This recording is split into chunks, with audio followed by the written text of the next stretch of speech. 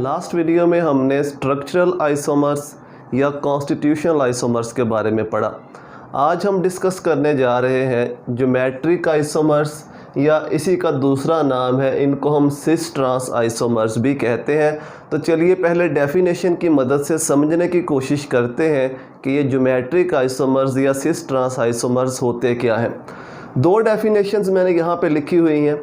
पहली definition, isomers which have same molecular formula and structural formula, ऐसे isomers जिनका molecular formula भी same होता है और स्ट्रक्चरल फार्मूला भी सेम होता है, या ऐसे कह लो कि इनकी कनेक्टिविटी भी सेम होती है, but different position of identical groups in space, लेकिन स्पेस में आइडेंटिकल ग्रुप्स की पोजीशन चेंज होती है, पोजीशन डिफरेंट होती है।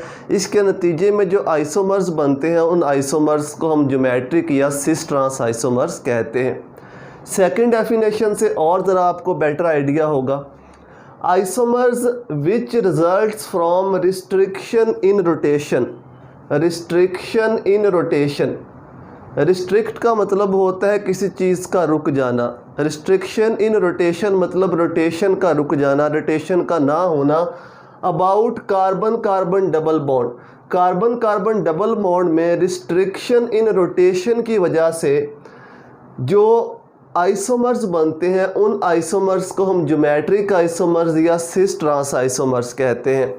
तो रिस्ट्रिक्शन इन रोटेशन होना ज़रूरी है, और रिस्ट्रिक्शन इन रोटेशन कहाँ पे होती है? कार्बन कार्बन डबल बॉन्ड में, यानी जब कार्बन कार्बन के दरमियान डबल बॉन्ड होता है तो वहाँ पे फ्री रोटेशन पॉसिबल नहीं है। चलिए इसको समझते हैं। सपोज़ ये दो कार्बन एटम आपस में अटैच है थ्रू सिंगल बॉन्ड, और इनके साथ डिफरेंट ग्रुप्स लगे हुए हैं, ए, बी और सी। ये इसके साथ भी ग्रुप लगे हुए हैं, इनको लिख लो एक्स, वाई और जी ग्रुप। अब जब कार्बन कार्बन के दरमियान सिंगल बॉन्ड होगा तो ये सिंगल बॉन्ड जो है ये फ्री रोटेट कर सकता है, मतलब ये कार्बन रोटेट कर सकती है एट रूम टेम्परेचर। जब ये कार्बन रोटेट करेगी तो इसके साथ ही जो ग्रुप्स लगे हुए हैं, जो एटम्स लगे हुए हैं, ये भी अपनी पोजीशन चेंज कर सकते हैं। लेकिन अगर कभी कार्बन कार्बन के दरमियान डबल बॉन्ड हो लाइक दिस, और इस कार्बन के साथ दो ग्रुप लगे हुए हैं, इस कार्बन के साथ भी दो ग्रुप लगे हुए हैं, जब इस तरह से कार्बन कार्बन के दरमियान डबल बॉन्ड आ जाएगा तो इस डबल बॉन्ड की वजह से जो फ्री रोटेशन हो रही थी ये रिस्ट्रिक्ट हो जाएगी। अब कार्बन कार्बन डबल बॉन्ड में फ्री रोटेशन पॉसिबल नहीं है। उस फ्री रोटेशन का नतीजा क्या होगा कि ये वाले जो ग्रुप्स हैं ये फ्रीली अपनी पोजीशन चेंज नहीं कर सकेंगे। ये जिस साइड के ऊपर लगे हुए हैं कार्बन कार्बन डबल बॉन्ड के, उसी साइड के ऊपर रहेंगे। दो पॉसिबिलिटीज़ होती हैं, या तो ये ग्रुप्स जो है इस तरह से लगे हुए हों, या ये ग्रुप इस तरह से लगे हुए हो सकते हैं। इस कार्बन का ए और बी, इस कार्बन का बी और ए। अब जैसा कि मैंने बताया कि ये ग्रुप्स अपनी पोजीशन चेंज नहीं कर सकते, जो ग्रुप जिस साइड पे लगा हुआ है वो उसी साइड पे रहेगा। इन दोनों में अगर आप देखें, इन दोनों कंपाउंड्स में, तो इन ग्रुप्स की जो पोजीशन है वो चेंज हो रही है स्पेस के अंदर। इस कंपाउंड में दोनों कार्बन के जो ए ग्रुप हैं वो सेम साइड पे हैं और बी ग्रुप सेम साइड पे हैं, जबकि इस कंपाउंड में जो ए और ए ग्रुप हैं वो ऑपोजिट साइड पे हैं। इस तरह से बी और बी ग्रुप जो है वो ऑपोजिट साइड पे हैं। तो दो आइसोमर्स पॉसिबल हैं। किस वजह से पॉसिबल है? Due to restriction in rotation, carbon carbon double bond में रिस्ट्रिक्शन इन रोटेशन की वजह से। जब इस तरह की सिचुएशन आती है, सेम ग्रुप सेम साइड पे होते हैं, तो ऐसे आइसोमर को हम सिस आइसोमर कहते हैं। और जब ऐसी सिचुएशन आती है जब सेम ग्रुप्स ऑपोजिट साइड पे होते हैं, तो ऐसे आइसोमर को हम ट्रांस आइसोमर कहते हैं। तो दो किस्म के ज्योमेट्रिक आइसोमर्स होते हैं, एक सिस आइसोमर होता है, दूसरा ट्रांस होता है। इसीलिए इस किस्म के आइसोमरिज्म को हम सिस ट्रांस आइसोमरिज्म भी कहते हैं। एक एग्जाम्पल लेते हैं इसकी। ये हमारे पास कंपाउंड है 2-ब्यूटीन। 2-ब्यूटीन, इसका फार्मूला कुछ इस तरह से होगा, CH3 single bond CH, double bond CH और CH3। अब ये कार्बन कार्बन के दरमियान डबल बॉन्ड है, डबल बॉन्ड आएगा तो इसका मतलब जो फ्री रोटेशन है वो रिस्ट्रिक्ट हो जाएगी। तो इसके दो आइसोमर्स पॉसिबल हैं, कार्बन कार्बन डबल बॉन्ड, ये वाला कार्बन कार्बन डबल बॉन्ड, इस कार्बन के साथ एक हाइड्रोजन, इसके साथ भी एक हाइड्रोजन, तो वो हाइड्रोजन इस तरह से सेम साइड पे भी हो सकती है। अब इसके साथ भी एक मिथाइल ग्रुप है, इसके साथ भी एक मिथाइल है, तो इस तरह से जो मिथाइल ग्रुप हैं वो भी सेम साइड पे हो सकते हैं। अगर इस तरह से जुड़े हुए होंगे, कनेक्टिविटी इस तरह से होगी, तो इस किस्म के आइसोमर को हम क्या कहेंगे, सिस आइसोमर, सिस 2 ब्यूटीन कह देंगे। लेकिन अगर कनेक्टिविटी इस तरह से हो, हाइड्रोजन मिथाइल और इसका मिथाइल और इसका हाइड्रोजन, जब ये ऑपोजिट साइड पे आ जाएंगे सेम ग्रुप, तो इस तरह के आइसोमर को हम क्या कहेंगे, trans isomer.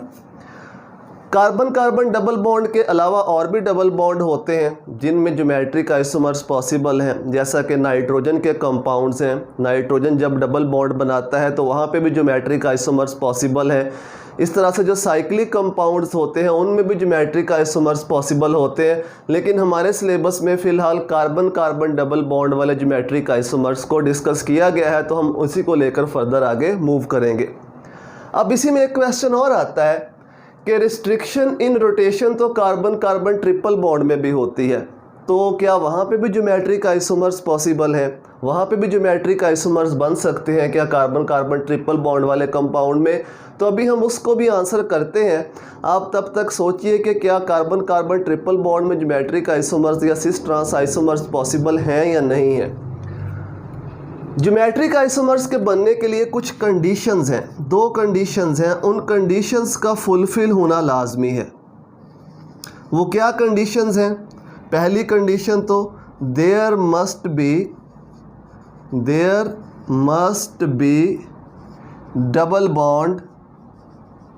Double bond between carbon atoms. Carbon atoms के दरमियान डबल बॉन्ड होना चाहिए। डबल बॉन्ड होगा तो रिस्ट्रिक्शन इन रोटेशन आएगी। Second, different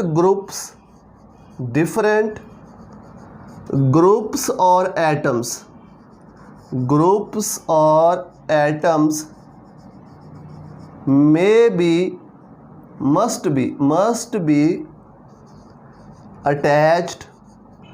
must be attached to the doubly bonded carbon atom, doubly bonded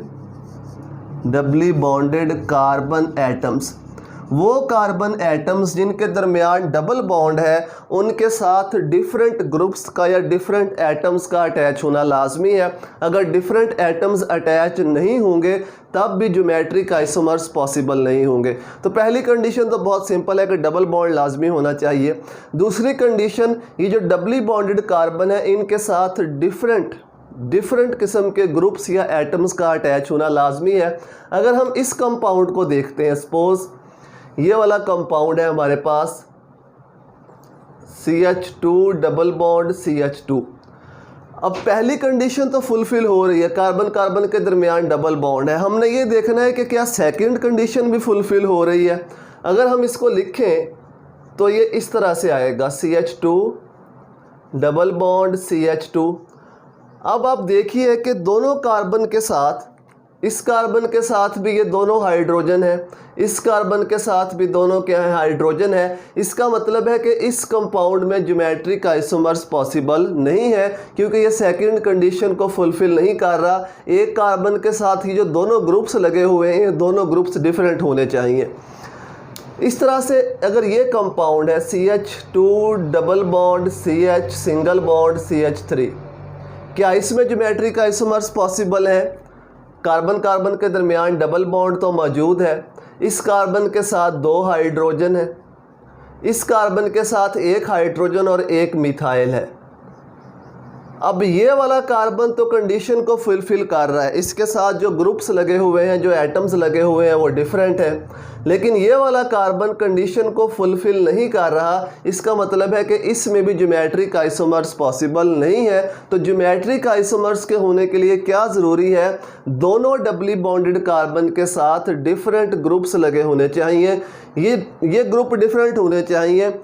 इसके साथ हाइड्रोजन और मिथाइल है, इसके साथ भी हाइड्रोजन और मिथाइल हो सकता है, लेकिन इस कार्बन के साथ जो दोनों ग्रुप हैं वो डिफरेंट होने चाहिए। इस कार्बन के साथ जो दोनों ग्रुप हैं वो डिफरेंट होने चाहिए, तभी ज्योमेट्रिक आइसोमर्स जो होंगे वो पॉसिबल होंगे। चलिए इसकी और एग्जांपल देख लेते हैं। फॉर एग्जांपल हमारे पास कंपाउंड है 2-पेंटीन। 2-पेंटीन फार्मूला इसका होता है CH3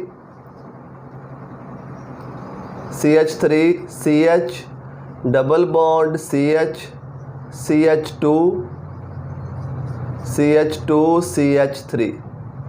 अब देखिए यहाँ पे डबल बॉन्ड आ रहा है, ये डबली बॉन्डेड कार्बन है, तो डबली बॉन्डेड कार्बन हम यहाँ पे लिख लेते हैं doubly bonded carbon.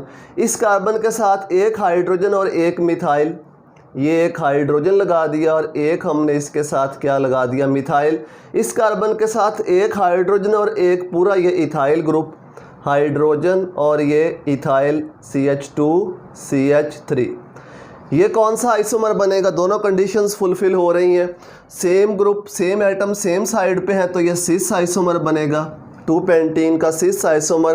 Trans isomer कैसे बनेगा, कार्बन कार्बन डबल बॉन्ड,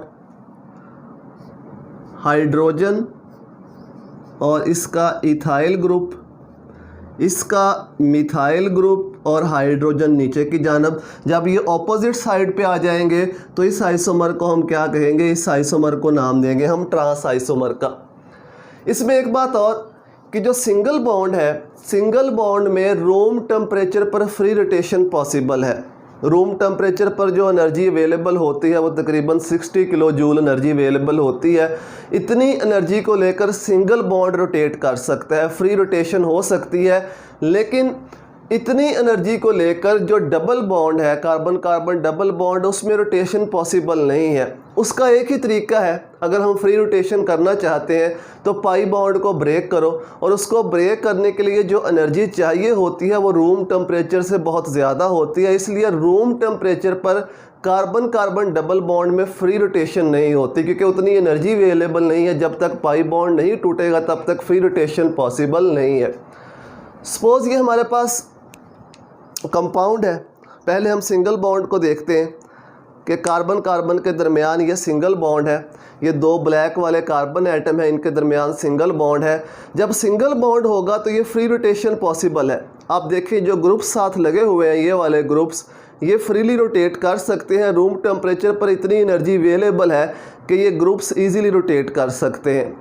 लेकिन अगर यहीं पे इन्हीं दो कार्बन के दरमियान डबल बॉन्ड आ जाए, लाइक दिस डबल बॉन्ड इस तरह से आ जाए, तो अब आप देखें कि इस वक्त अब इस कार्बन एटम्स के दरमियान जो फ्री रोटेशन है वो पॉसिबल नहीं है। इस डबल बॉन्ड, अब इनको रोटेट करने की कोशिश करेंगे तो ये फ्री रोटेट नहीं करेंगे, पूरा मॉलिक्यूल रोटेट करेगा।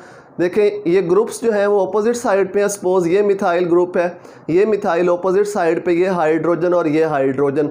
जब मैं इस मॉलिक्यूल को रोटेट करने की कोशिश करूँगा तो ये पूरा मॉलिक्यूल रोटेट करेगा इस तरह से।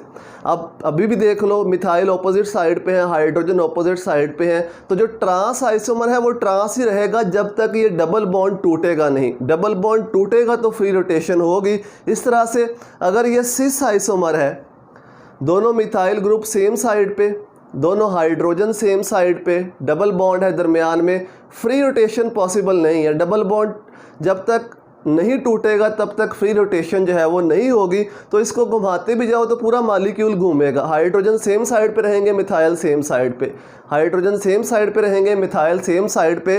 तो जब तक पाई बॉन्ड ब्रेक नहीं हो जाता तब तक फ्री रोटेशन पॉसिबल नहीं है।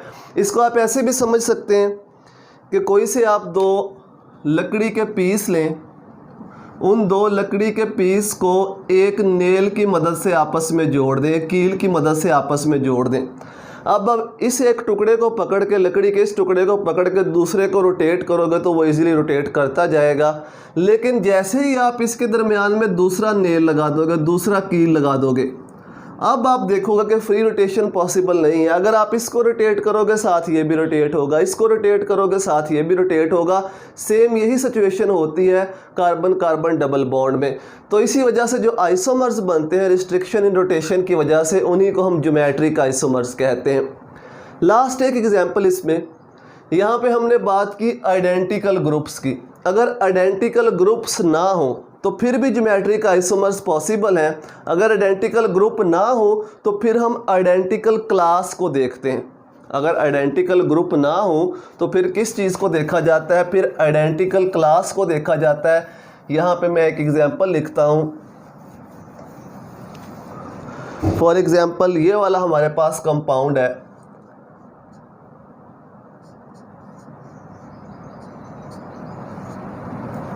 चलिए यहाँ पे हम लगा देते हैं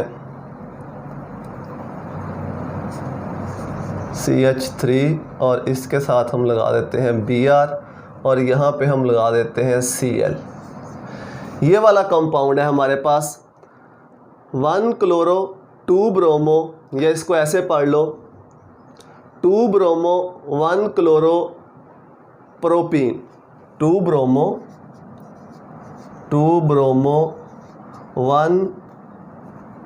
1 क्लोरो प्रोपीन। अब इसके दो आइसोमर्स पॉसिबल हैं। ये कार्बन कार्बन डबल बॉन्ड, इसको लिख low carbon carbon double bond. इस कार्बन के साथ एक ब्रोमीन है, एक मिथाइल है, तो ये ब्रोमीन मैंने नीचे की जानब लगा दिया, मिथाइल ऊपर की जानब। इस कार्बन के साथ एक हाइड्रोजन और एक क्लोरीन, हाइड्रोजन मैंने ऊपर लगा दिया और क्लोरीन नीचे। अब देखो कि आइडेंटिकल ग्रुप्स तो नहीं है, ये हाइड्रोजन है, ये मिथाइल है, ये क्लोरीन है, ये ब्रोमीन है। जब आइडेंटिकल ग्रुप्स ना हो तो आइडेंटिकल क्लास को हम आइडेंटिफाई करते हैं। ये दोनों हैलोजेंस हैं। हैलोजेंस अगर सेम साइड पे आ रहे हैं तो इसका मतलब ये सिस आइसोमर होगा।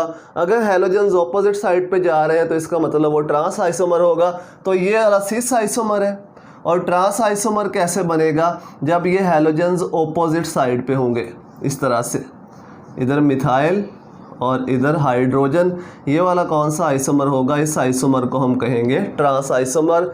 तो ये है ज्योमेट्रिक आइसोमर्स का कंसेप्ट। दो तरह से मैंने डिफ़ाइन किया, दोनों तरीके से आपको समझाया ज्योमेट्रिक आइसोमर्स क्या होते हैं।